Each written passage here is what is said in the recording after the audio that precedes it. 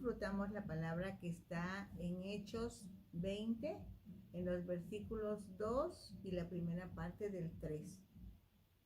Y el capítulo 1 de la carta del apóstol Pablo a los romanos. Qué alegría de estar juntos, ¿verdad?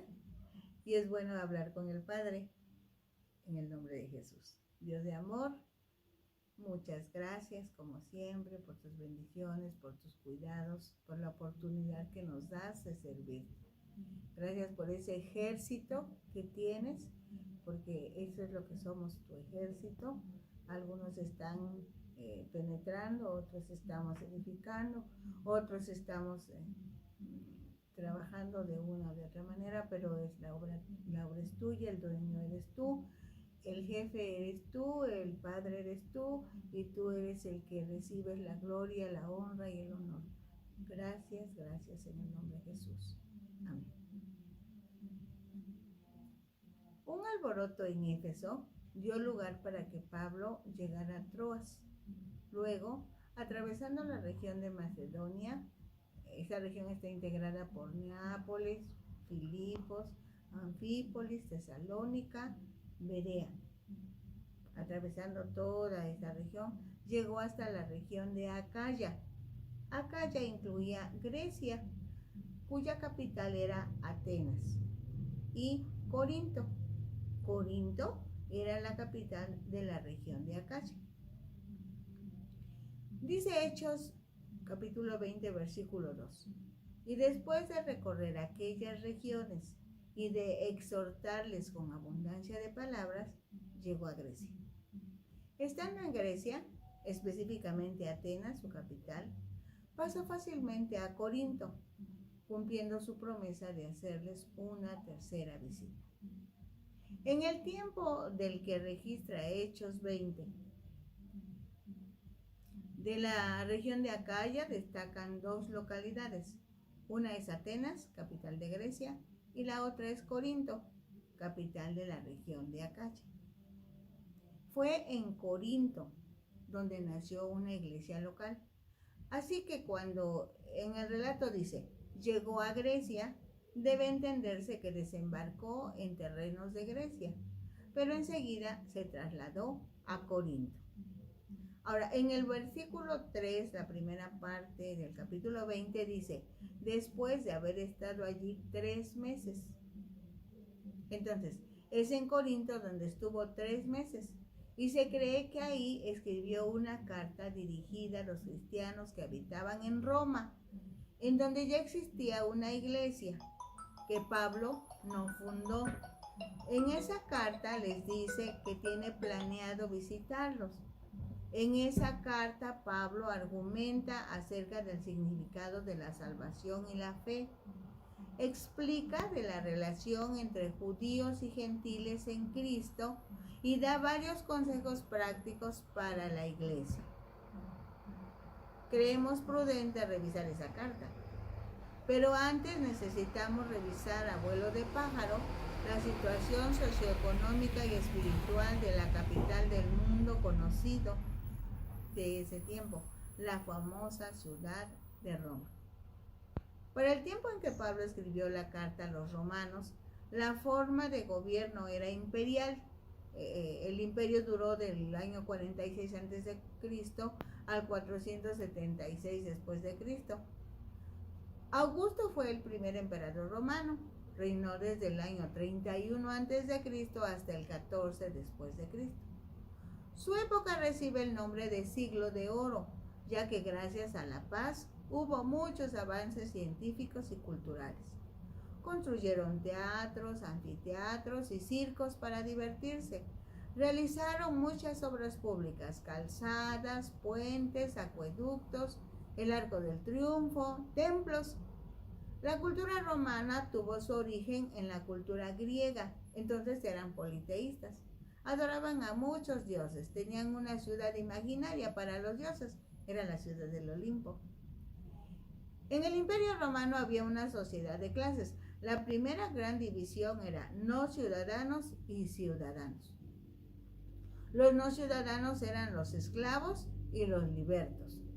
Entre los ciudadanos estaban los plebe, eran los ciudadanos más pobres, los campesinos, jornaleros, artesanos, los patricios y plebeyos enriquecidos.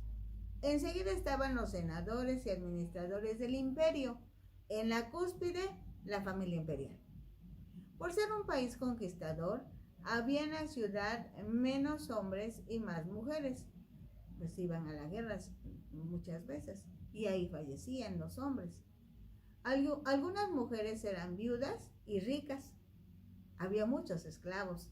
Así que las familias de los ciudadanos romanos generalmente estaban ociosas. El pecado era algo natural entre los romanos. Por consiguiente, Pablo fue cuidadoso en su saludo y presentación, así como en el contenido de la carta. Vayamos a la carta. Dice en Romanos capítulo 1, versículo 1. Pablo, siervo de Jesucristo, llamado a ser apóstol, apartado para el evangelio de Dios. En el tiempo en que Pablo escribe esta carta, era costumbre que el que iba a firmar la carta se presentara, a fin de que los lectores supieran quién escribía y así decidieran seguir leyendo o no continuar con la lectura. Por la lectura de la carta, allá en los capítulos 15, 24 y versículo 28, sabemos que Pablo tenía la necesidad de viajar hasta España, aproximadamente 1950 kilómetros más lejos de Roma. Y en ese viaje tenía planeado estar con los hermanos que vivían en Roma. En primer lugar dice su nombre o identificación personal, derivado del idioma griego, su nombre o romano Pablo, que quiere decir pequeño, aunque ahora nosotros sabemos que era de origen judío. Por ello, del idioma hebreo tenía su primer nombre, Saulo, que significa pedido al Señor o deseado, y que había nacido en Tarso de Cilicia. Enseguida expresa su ubicación social. Para esa sociedad de clases a la que estaba dirigida la carta, se identifica como esclavo. Con esa palabra se debe entender siervo. Conlleva dos grandes verdades. La primera es que hace resaltar el nombre y la personalidad de su dueño, porque si es esclavo tiene un dueño, y ese dueño es Jesucristo, al que se refería como Curios o Señor, para que supieran que Jesucristo era el Señor, superior incluso al emperador romano, y él se ubica como alguien que no tiene derecho a ser reconocido como ciudadano, pues los esclavos no tenían ciudadanía en Roma. Por cierto, esta es una verdad muy acertada, pues Pablo estaba en la tierra, pero sabía que su ciudadanía más importante era la ciudadanía celestial. Así que aunque en la tierra tenía dos ciudadanías, la judía y la romana, porque era ciudadano romano, ciudadanía que sus antepasados habían conseguido en el imperio, él se prefería no tener ninguna ciudadanía aquí en la tierra. Prefería cuidar y hacer respetar su ciudadanía celestial. Por eso llegó a decir, para mí el vivir es Cristo y el morir es ganancia. En ese tiempo la esclavitud era legal. Algunas personas que tenían esclavos trataban muy bien a sus esclavos. Entonces los esclavos aprendían a amar a sus amos.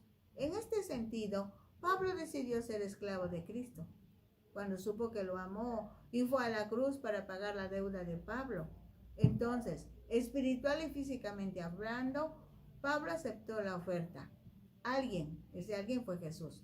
Con suficientes recursos, pagó para conseguir su libertad y ahora era libre del pecado y sus consecuencias. En ocasiones los esclavos conseguían su libertad, generalmente cuando realizaban actos de protección para sus amos. Por ejemplo, librarlos de un gran peligro o ayudarlos en momentos de enfermedad o muerte de algún familiar. Pero también sucedía que aun cuando los hubieran declarado libres, los ex esclavos decidían quedarse con su amo. Ahora lo hacían por amor, ya no por obligación. Pablo decía que él era esclavo de Jesucristo por amor. A esos esclavos por amor, los amos les confiaban cargos importantes, responsabilidades temerarias, pues sabían que podían confiar en ellos.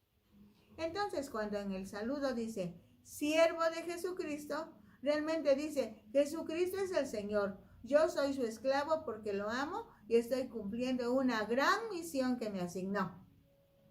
Enseguida expresa, llamado a ser apóstol. Llamado, del griego, se utiliza con relación a citar o llamar a una persona. Esa cita puede ser para tratar de un empleo o para honrarla. También puede ser citada para encomendarle una tarea. Pablo, el siervo, fue llamado por Jesucristo, su amo, para ser su enviado, apóstol, con la comisión de entregarle una gran noticia a los gentiles, que en Cristo Jesús hay perdón de pecados, hay libertad, hay una vida nueva, abundante. Solo se necesita creer esta noticia.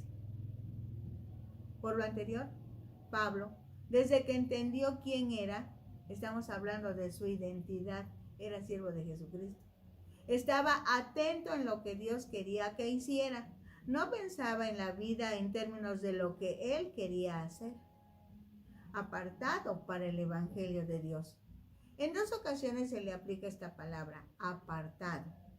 En Gálatas 1:15 se la aplica a él mismo, asegurando que Dios había tenido el agrado, el gusto, el placer de elegirlo. Esas palabras son sinónimos de la expresión plugo. Y en Hechos 13:2, el Espíritu Santo dijo, apartadme a Bernabé y a Saulo para la obra a la que los he llamado. Los hermanos obedecieron y Bernabé con Pablo fueron enviados por la iglesia. Dice, habiendo ayunado y orado, les impusieron las manos y los despidieron. O sea, fueron enviados por el Espíritu Santo y la iglesia. Sin que lo exprese en el documento, puede entenderse que está describiendo la gracia de Jesucristo para con Pablo, pues gracia quiere decir regalo y por ello gratuito. En la ley en que Saulo de Tarso vivía, había tratado de ganar gloria a los ojos de los hombres y mérito a los ojos de Dios, cumpliendo meticulosamente esa ley, pues la ley establece lo que el hombre tiene que hacer. Pero de esa manera, el hombre siempre se sentirá vacío y sin dirección. Por eso prefirió la gracia. Dice el versículo 2, que él había prometido antes por sus profetas en las Santas Escrituras. ¿A qué se refiere con la expresión que él había prometido? Se refiere al Evangelio de Dios, la buena noticia que había prometido Dios para toda la humanidad desde el tiempo de los profetas. Por ejemplo, cuando dice, un niño nos es nacido, hijo nos es dado, y el principado sobre su hombro, y se llamará su nombre, admirable, consejero, Padre eterno, Dios fuerte, príncipe de paz. Lo dilatado de su imperio no tendrá fin. Esto lo dijo el profeta Isaías 800 años de que Jesucristo tomara forma humana y naciera en Belén de Judea. Dice el versículo 3, acerca de su Hijo, nuestro Señor Jesucristo, que era del linaje de David según la carne. Esa buena noticia, evangelio, debe verse desde dos enfoques. El primero era la encarnación del Hijo de Dios, que también es Dios. Pablo no predicaba a alguien que no fuera más que una figura de una historia imaginaria o un semidios, como decían las leyendas o historias de la mitología griega. Pablo presentaba a Dios que se había hecho uno con los hombres, a los que vino a salvar. Dice el versículo 4, que fue declarado Hijo de Dios con poder según el Espíritu de Santidad por la resurrección de entre los muertos. Dijimos que esa buena noticia, el Evangelio, se debe ver desde dos enfoques. El primero es la encarnación de Dios, para presentarse como hombre. Y el segundo enfoque es la resurrección. Si Dios tomó forma humana para identificarse con los humanos, padeció y murió a favor de los humanos. Quedaría incompleta la noticia si solo hubiera muerto en nuestro lugar. El enfoque de la resurrección completa la salvación por gracia. Ahora está comprobado que Cristo murió, pero la sorpresa es vive, pues resucitó de entre los muertos y nos comparte de su presencia siempre llena de poder y gloria.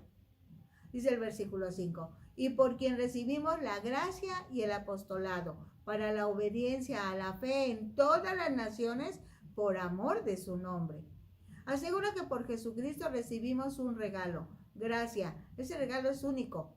Así puede comprobar que la salvación depende de lo que el esfuerzo humano puede hacer. No depende de eso, sino de lo que ya ha hecho el amor de Dios. Enseguida está la conjunción y. Esa palabra y que une el pensamiento. Entonces, recibimos la gracia y el llamado.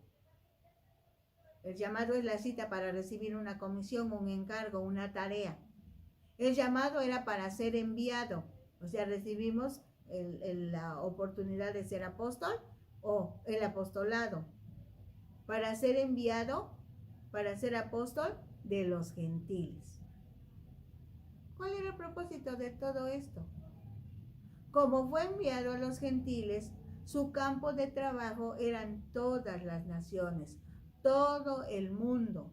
El propósito de su llamado era que todas las personas de todo el mundo escucharan la noticia, puedan creer el mensaje y por lo mismo obedezcan las enseñanzas. Aquí la fe se refiere a la doctrina o enseñanza del Evangelio. Dice el versículo 6, entre las cuales están también ustedes, llamados a ser de Jesucristo. Inmediatamente aplica la palabra. Entre esas personas que están en todo el mundo se encuentran los cristianos que viven en Roma, que ya fueron llamados, convocados, para que decidan entregar su vida a Jesucristo y por ello sean de su propiedad. Les dice, llamados a ser de Jesucristo, le pertenecen a Jesucristo. Dice el versículo 7, a todos los que están en Roma, amados de Dios, llamados a ser santos, gracia y paz a ustedes, de Dios nuestro Padre y del Señor Jesucristo. Enseguida, extiende la invitación a todos los que están en Roma. Ya no solo se refiere a los que son hijos de Dios y que viven en Roma. Y el mensaje a esta población es incluyente. Todos los que están en Roma, no importa si son ciudadanos o no, para todos los que viven en Roma, la noticia es que son amados. Dios los ama. Primero dice que son amados de Dios. Pues cuando alguien sabe y siente que es amado, fácilmente va a responder al llamado. Enseguida les aclara que son llamados, invocados, convocados, invitados a estar unidos a Dios, ser santos. Eso quiere decir ser santos y separados del pecado. Para esa población Dios tiene el propósito de que reciban ese regalo único. ¿Cuál dijimos que era? La gracia. Y ese regalo único que les permite estar bien, sentirse libres, perdonados y paz, bonanza, descanso, tranquilidad. Qué precioso saludo. Es único, es inigualable. Ahora vamos a revisar los versículos 8 al 12 del capítulo 1 de la carta a los Romanos. Dice el versículo 8, primeramente doy gracias a mi Dios mediante Jesucristo con respecto a todos ustedes, de que su fe se divulga por todo el mundo. Pablo tiene presente que no había estado en Roma, no había evangelizado a ninguno de esos cristianos, así que no les podía hablar como a los corintios, a quienes les decía que era su padre en la fe. Debe ganarse la confianza de los romanos, estableciendo contacto con ellos para echar abajo las posibles barreras de desconfianza y extranjería. Una forma de hacer contacto con ellos es agradecer a Dios por la fe de ellos, ya que por ser la capital del mundo conocido de ese tiempo, lo que se llevaba a cabo ahí se divulgaba de muchas maneras. Así que no es un simple halago, es una verdad. cuando les dice que porque la fe cristiana de ellos se conoce en todo el mundo. Dice el versículo 9, porque testigo me es Dios, a quien sirvo en mi espíritu en el evangelio de su Hijo, que sin cesar hago mención de ustedes siempre en mis oraciones. Lo que tocaría el corazón de los que leyeran la carta sería saber que alguien, un esclavo de Jesucristo, el apóstol Pablo, sin conocerlos personalmente, oraba a su favor, intercedía por ellos como muestra de amor, unidad y compañerismo cristiano. En el versículo 10 leemos, rogando que de alguna manera tenga al fin, por la voluntad de Dios, un próspero viaje para ir a ustedes. Por la redacción entendemos que ya tenía algún tiempo que Pablo deseaba ir a Roma. No obstante, él esperaba que Dios lo guiara, pues eso le garantizaría prosperidad en su posible viaje a Roma. Por cierto, la historia registra que Pablo sí hizo un viaje a Roma, pero ese viaje lo hizo en calidad de preso. Fue un viaje muy accidentado, pues pasaron muchos días naufragando en alta mar. Dice el versículo 11, porque deseo verlos, para comunicarles algún don espiritual a fin de que sean confirmados. La razón de ir a Roma era conocer, ver, convivir con la iglesia de Dios que estaba en ese lugar. El propósito era compartirles como ministro, como servidor de Cristo, algún don espiritual. Podría ser palabra de sabiduría, palabra de ciencia, fe, operación de milagros, sanidades, discernimiento de espíritus, profecía, interpretación de lenguas, lenguas del espíritu. Si bien es el espíritu el que los reparte, también es cierto que el espíritu usa instrumentos humanos y el apóstol Pablo para ese momento disfruta mucho compartir la riqueza que Dios le ha dado. En el versículo 12 leemos, esto es para ser mutuamente confortados por la fe que nos es común a ustedes y a mí. El apóstol Pablo está pensando en el intercambio que debe propiciarse con los hermanos de la iglesia. La iglesia de Roma ya está establecida. Pablo ahora se ocupa de enriquecerla y sabe bien que en ese dar habrá un recibir. Por eso dice mutuamente, ustedes me comparten, yo les comparto, todos somos bendecidos. De los versículos 13 al 15 tenemos otro pensamiento completo. Dice, pero no quiero, hermanos, que ignoréis que muchas veces me he propuesto ir a ustedes, pero hasta ahora he sido estorbado para tener también entre ustedes algún fruto, como entre los demás gentiles. El deseo de su corazón era conocer a los hermanos de Roma, pero no había podido. Su propósito era el mismo, evangelizar. Para ese momento, ya casi al final de su tercer viaje evangelístico, el apóstol había visitado Siria, Galacia, Asia, Macedonia y Acaya. A las iglesias de esas regiones se les llamaba gentiles, debido a que estaban compuestas mayormente de gentiles. De hecho, fue en Corinto cuando Pablo expresó, me voy a los gentiles, porque los judíos no aceptaban la salvación por gracia. En el versículo 14 leemos, a griegos y a no griegos, a sabios y a no sabios soy deudor. A griegos se refiere a las personas que conocían y se desenvolvían dentro de las costumbres, maneras de los griegos. Y a los que no eran de esa forma de pensar, por eso dice no griegos.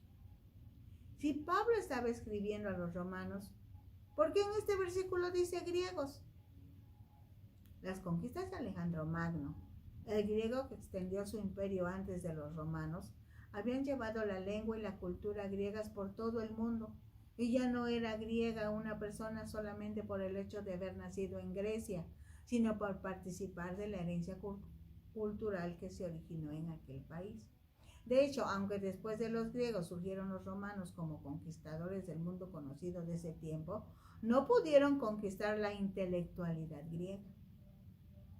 A sabios o educados, estudiados, preparados intelectualmente, y a no sabios, los analfabetas, los que no sabían leer, no sabían escribir.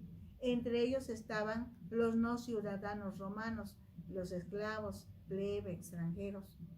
Pablo decía a todas las personas, les debo. ¿Cuál era la deuda? Realmente su deuda era con Cristo por ser su Salvador y debía pagarla proclamando la salvación que hay en Cristo para todos, sean gentiles o judíos, sin importar las barreras culturales, sociales, raciales ni económicas. Demostraba su gratitud al dar amor a otros. Dice el versículo 15. Así que en cuanto a mí, pronto estoy a anunciarles el Evangelio también a ustedes que están en Roma.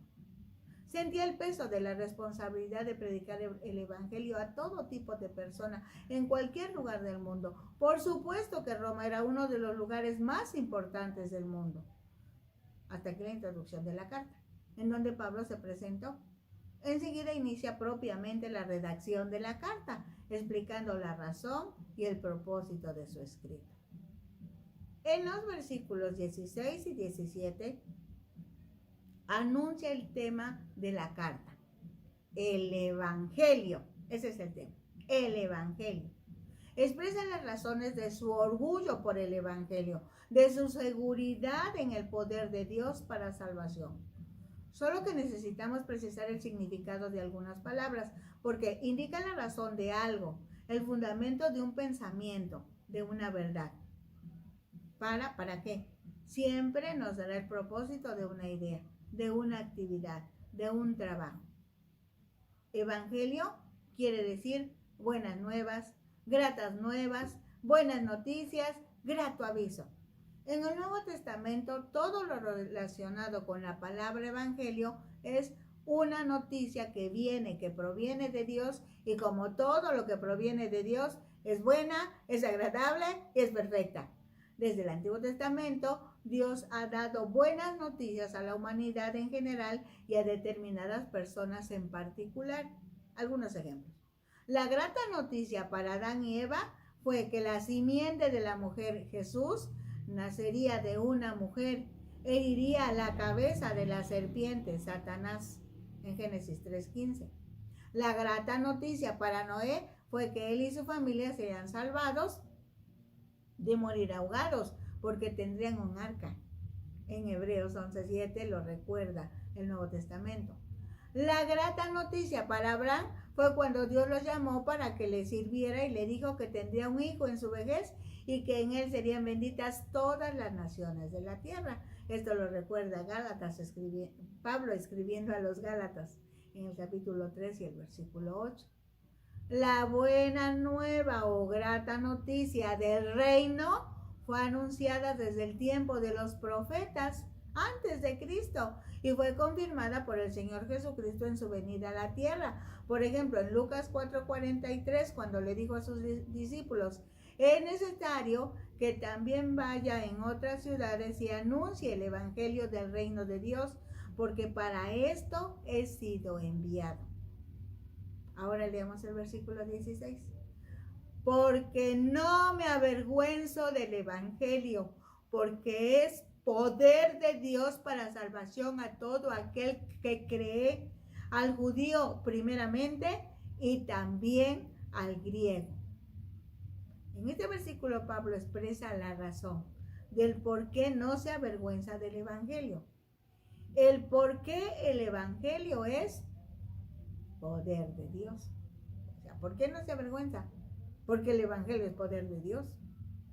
Los que se habían dado a la tarea de desprestigiar el trabajo del apóstol Pablo, en algún momento decían que a Pablo le debía dar vergüenza lo que estaba enseñando. Así que él responde: uno de los motivos por los que escribo esta carta para ustedes es que sepan que a mí no me da vergüenza enseñar las verdades del evangelio. Porque a diferencia de lo que dicen los que no saben la verdad, yo, Pablo, sí conozco la verdad. La buena noticia es poder de Dios. El evangelio es poder de Dios que hace todo nuevo. También en este versículo dice el propósito del evangelio, el para qué del evangelio: para ser librados de la condenación eterna por el pecado que hemos cometido. Eso es lo que quiere decir para salvación. La salvación es para todo aquel que cree. No tiene nombre, pero sí está identificado. Es todo. Aquel, ¿sabemos quién es? Es aquel que cumple con una característica importantísima, que cree. Creer es la clave. Ahora bien, para ser librados de la condenación eterna, solo se necesita ser humano. Nada tiene que ver la situación espiritual, porque si bien el primer llamado o convocado es el pueblo judío, también el no judío es llamado. Dios nos ama a todos por igual y nos ofrece salvación y vida eterna. Dice el versículo 17, porque en el Evangelio la justicia de Dios se revela por fe y para fe, como está escrito, mas el justo por la fe vivirá. Una expresión que debemos explicar para que se entienda el versículo es justicia de Dios. Desde el Antiguo Testamento y en los escritos del apóstol Pablo, la justicia de Dios se debe interpretar desde dos enfoques. Uno es la acción de dar por parte de Dios. Dios se revela, se deja ver cuando el Evangelio se predica, porque en ese momento Dios actúa para llevar al pecador a una nueva relación con Él, a una relación correcta con Él. El otro enfoque de la justicia de Dios es la acción de recibir, la condición de aquellos que reciben el don, el regalo. Esta parte es la que corresponde a los seres humanos, por eso decimos nuestra parte. Y que al entender el mensaje, entendemos el mensaje porque Dios nos ayuda a entenderlo, al entender el mensaje, las personas responden al mensaje en fe, o sea, pueden creer el mensaje. Aquí hay otra razón importantísima, porque en el Evangelio, porque en la buena noticia la justicia de Dios se recibe en fe. Cuando se cree el mensaje que Dios trata de comunicar, lo que sigue es más fácil, pues en ese momento reciben la salvación por gracia. La razón de que hayan sido justificados es que creyeron al Evangelio, a esa buena noticia. El propósito de haber recibido esa justicia es que estemos dispuestos a compartirla. Cuando dice para fe, quiere decir para que la compartas. Enseguida menciona un pasaje del Antiguo Testamento. Está en Habacuc 2:4. El justo por la fe vivirá. Justo, recto. Su conducta se manifiesta de acuerdo a la voluntad revelada de Dios y es un modelo para el mundo. Para el profeta de esos tiempos, el justo no solamente actuará rectamente, sino que su justicia, obediencia, será reconocida por Dios. De ahí que justo se tome como sinónimo de fiel e íntegro. Vamos a Romanos 18 al 23. Una pregunta que puede estar en nuestras mentes es ¿por qué el hombre necesitaría la salvación como regalo de Dios para después compartirla con los demás? La respuesta es muy fácil. Porque es pecador naturalmente hablando. Heredó de Adán esa naturaleza que lo lleva a desobedecer a Dios. El apóstol ha dado el saludo, también el tema. Ahora empieza su argumentación, considerando que es necesario enseñar desde el principio, desde el origen. Lo primero que expresará es que Dios está airado, porque los hombres están deteniendo la manifestación de la verdad, porque son impíos e injustos. Precisemos el significado de algunas palabras. La ira de Dios. El principio bíblico es que Dios es santo y justo. Por ello, su ira también es apropiada y justa. No olvidemos que la Biblia dice que Dios es tardo para la ira y grande en misericordia y verdad. Está en el Salmo 103, versículo 8. La ira es la respuesta de Dios al pecado y al mal, porque Dios es santo y justo.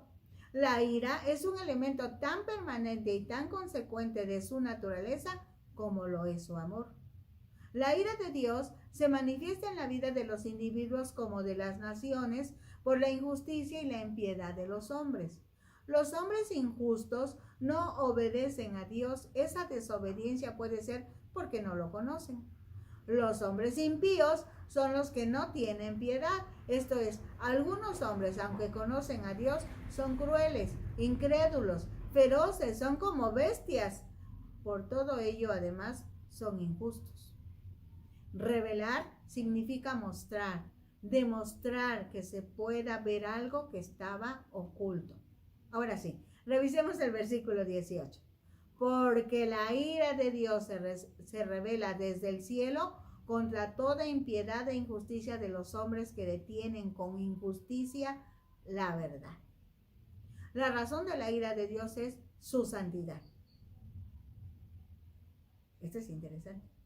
La razón de la ira de Dios es su santidad. Esa ira se muestra desde el cielo, desde el mismo trono de Dios. La ira es contra toda impiedad e injusticia de los hombres. Por eso se dice que existen hombres impíos e injustos. Lo que sucede con los hombres que tienen estas características impiden que la verdad se dé a conocer, dejando en estado de indefensión al resto de los seres humanos. Esto es, estorban al conocimiento de la verdad. La verdad es Jesucristo y se traduce en que Jesucristo murió y resucitó para que todos los seres humanos de todas las edades puedan creer que Jesucristo ya pagó la deuda y por ello alcanzar perdón de pecados y vida eterna. Dice el versículo 19, porque lo que de Dios se conoce les es manifiesto, pues Dios se lo manifestó. Quiere decir, Dios ya manifestó la forma en que el hombre puede ser perdonado, liberado y vuelto a la presencia de Dios. Eso ya se conoce porque Dios lo dio a conocer. Porque las cosas invisibles de Dios, su eterno poder y deidad, se hacen claramente visibles desde la creación del mundo, siendo entendidas por medio de las cosas hechas, de modo que no tienen excusa. Si la pregunta es, ¿cómo es que Dios se ha dado a conocer? ¿Cómo es que Dios se manifestó? La respuesta está en la Biblia, cuando dice en el Salmo 19, los cielos cuentan la gloria de Dios y el firmamento anuncia la obra de sus manos. Por medio de la creación, Dios se da a conocer. Entonces los hombres no tienen excusa cuando se apartan de Dios. No pueden argumentar que no lo conocen, porque todos han recibido la oportunidad de conocerlo a través de los sentidos que Dios le dio al hombre para percibir la creación y concluir que alguien es el autor de toda esa gran creación. Ese alguien es Dios mismo. A esto se le conoce como revelación general. Además, a través de la Biblia, que entre otras cosas enseña de la venida de Jesús a la tierra, el hombre aprende acerca del amor, el perdón y la vida eterna que Dios ofrece. Dice el versículo 21, pues habiendo conocido a Dios no le glorificaron como a Dios ni le dieron gracias, sino que se envanecieron en sus razonamientos y su necio corazón fue entenebrecido. Desde el Génesis dice que Dios diseñó al ser humano para que tuviera su imagen y semejanza. Por eso cuando lo creó, puso en su boca aliento de vida. Ese aliento de vida es la parte espiritual que Dios le dio al hombre y es por medio del espíritu humano que el Espíritu Santo se comunica con el ser humano. Toda la gente sabe en lo profundo de su ser que Dios existe. Sabe también que Dios es una persona que dicta los principios morales en los cuales se debe conducir cada criatura humana, a la que su creador forma en el vientre de una determinada mujer. Envanecido, vano, tonto, inútil, confundido. Con esos sinónimos se describe la manera de pensar pervertida de los que no dan honra a Dios ni le agradecen por sus bendiciones a la humanidad. Dice el versículo 22, profesando ser sabios, se hicieron necios y cambiaron la gloria del Dios incorruptible en semejanza de imagen de hombre corruptible, de aves, de cuadrúpedos y de reptiles. Estos versículos nos explican el origen de la idolatría, cuando los hombres, pensando equivocadamente que son muy inteligentes, se volvieron necios y en lugar de darle a Dios la gloria, la honra, el reconocimiento, se volvieron y adoraron a la creación como si fuera Dios. En los versículos 24 y 25, que tienen otro orden de ideas completo, dice, por lo cual también Dios los entregó a la inmundicia en las concupiscencias de sus corazones, de modo que deshonraron entre sí sus propios cuerpos, ya que cambiaron la verdad de Dios por la mentira, honrando y dando culto a las criaturas antes que al Creador, el cual es bendito por los siglos. Amén. Para Dios, la idolatría, adorar a alguna cosa o persona que no es Dios, provocó que esas personas que lo hicieron fueran entregadas a inmundicia. Esa inmundicia es la homosexualidad y lesbianismo. No precisamente que Dios los depositara esos pecados, sino que Dios, respetando su libre albedrío, no impidió ese pecado en sus vidas y por fin esos pecados los han atado y nadie puede desatarlos, ni ellos mismos, a menos que ellos decidan regresar a Dios, pedir perdón, porque todo pecado tiene perdón en el nombre de Jesús. Sabiendo Dios que no pueden ellos deshacerse, manda ayuda. Dicen los versículos 26 y 27. Por esto Dios los entregó a pasiones vergonzosas, pues aún sus mujeres cambiaron el uso natural por el que es contra naturaleza, y de igual modo también los hombres, dejando el uso natural de la mujer, se encendieron en su lascivia unos con otros, cometiendo hechos vergonzosos hombres con hombres, y recibiendo en sí mismos la retribución de vida a su extravío. El uso natural por el que es contra naturaleza se refiere a actividad homosexual. Esto es relaciones sexuales hombres con hombres. En el caso entre mujeres se llama lesbianismo. Incluimos la definición de lascivia por si alguien la necesita. Se trata del deseo sexual sin control, que puede derivar en una obsesión. Una persona con lascivia mira al prójimo de manera morbosa y con intenciones sexuales. Una persona con esas características seguramente tendrá resultados no gratos, ya sea física, emocional y espiritualmente, porque Dios no intervendrá para su corrección mientras el ser humano no acepte la voluntad de Dios. La voluntad de Dios es que ninguno se pierda, sino que proceda al arrepentimiento. En los versículos 28 al 32 tenemos otro grupo de pasajes que dan un solo pensamiento. Y como ellos no aprobaron tener en cuenta a Dios, Dios los entregó a una mente reprobada para hacer cosas que no convienen, estando atestados de toda injusticia, fornicación, perversidad, avaricia, maldad, llenos de envidia, homicidios, contiendas, engaños y malignidades, murmuradores, detractores, aborrecedores de Dios, injuriosos, soberbios, altivos, inventores de males, desobedientes a los padres, necios, desleales, sin afecto natural, implacables, sin misericordia, quienes habiendo entendido el juicio de Dios, que los que practican tales cosas son dignos de muerte, no solo las hacen, sino que también se complacen con los que las practican. Estos últimos versículos describen el comportamiento de las personas que no aceptan la verdad de Dios que está en la Biblia. El apóstol Pablo indica la secuencia del pecado que inicia con la idolatría hasta una eternidad sin Dios, muerte, demostrando cómo muchas personas se han vuelto rebeldes al gobierno de Dios. El tiempo se pasa y no podemos continuar. Con la ayuda de Dios, la próxima semana estaremos revisando otra vez los siguientes capítulos de la carta de Pablo a los Romanos, pero en esta ocasión conviene que le digamos a Dios que tenga misericordia. Él es bueno y puede alcanzar a mucha gente. No están perdidos definitivamente. Si vienen a Dios por la intercesión de la iglesia, por la oración tuya y mía, el Espíritu Santo puede darles muchas oportunidades, aunque sean injustos, aunque sean impíos. Dios es bueno y puede conquistar sus corazones. Padre, venimos a ti en el nombre de Jesús, suplicándote por estas personas que todavía no te conocen. Los que no te conocen, Señor, te pueden conocer. Y estos materiales son una oportunidad para que alguien los escuche, para que alguien los vea, reflexione y venga a ti. También, Señor, los que son impíos, los que habiéndote conocido, decimos nosotros, se han regresado a la maldad y al pecado y sus corazones se han endurecido. Mientras tengan vida física, hay esperanza de que puedan ser alcanzados.